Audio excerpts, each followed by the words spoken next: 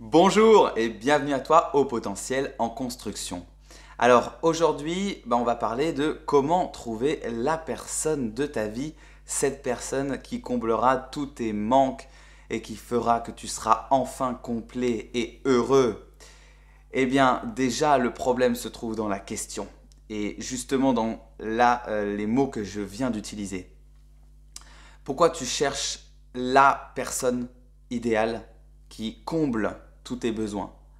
Parce que si déjà tu es dans la dynamique où tu es en manque de quelque chose, en manque d'amour, en manque d'affection, en manque de reconnaissance, en manque de respect, comment tu veux déjà créer une relation saine avec quelqu'un alors que déjà, toi, tu as plein de carences affectives que tu vas chercher à combler. Donc en fait, tu ne cherches pas une personne pour ce qu'elle est, pour la relation que vous pourriez avoir, ni même pour ce que tu pourrais lui apporter, mais par rapport à tout ce que elle pourrait apporter dans ta vie.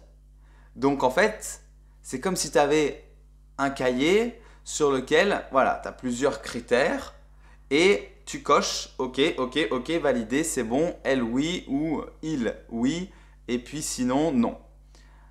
Déjà, tu te rends bien compte qu'il y a un déséquilibre en termes d'attente qui fait que tu ne vas pas attirer à toi les bonnes personnes.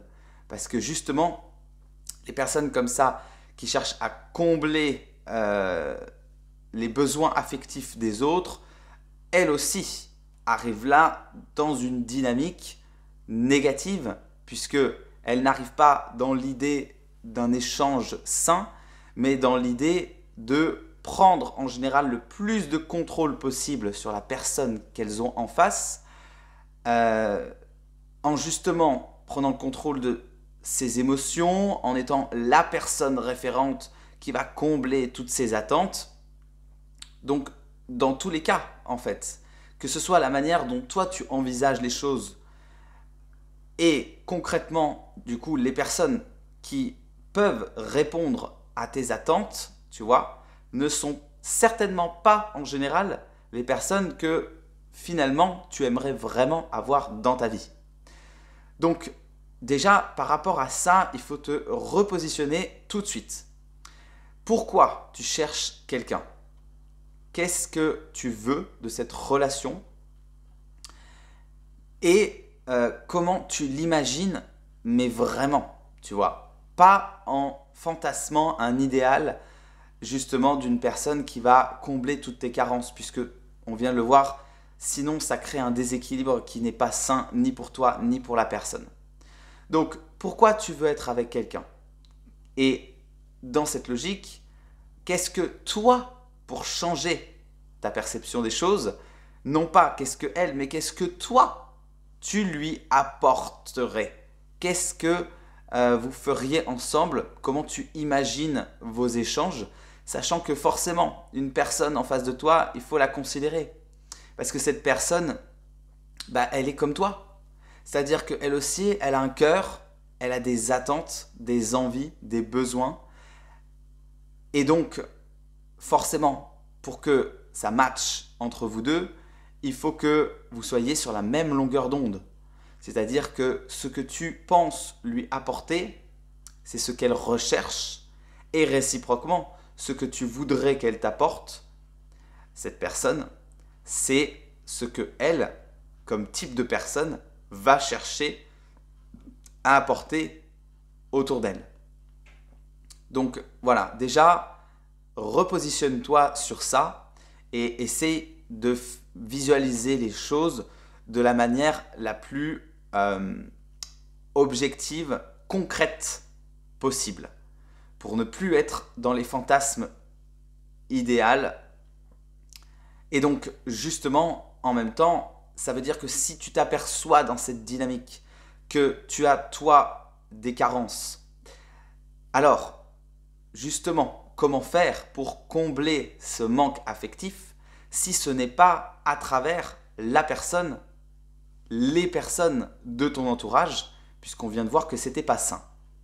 Eh bien, en fait, déjà, la première chose, ce serait de toi t'apporter ces choses-là que tu recherches à l'extérieur de toi. Tu vois? L'amour que tu as besoin d'obtenir des autres, tu peux te l'apporter à toi. Et je rectifierai même, tu peux en tu dois. Tu dois le faire. Parce que si tu ne t'aimes pas, si tu ne t'estimes pas, comment tu veux qu'on t'aime et qu'on t'estime? Ok?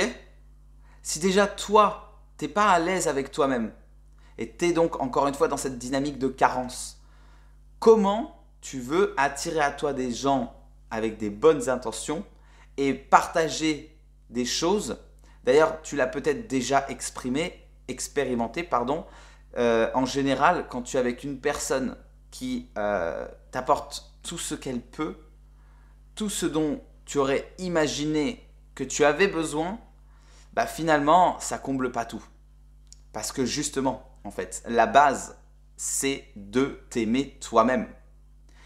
Et en plus, par cela, bah du coup, tu es une personne beaucoup plus intéressante à découvrir.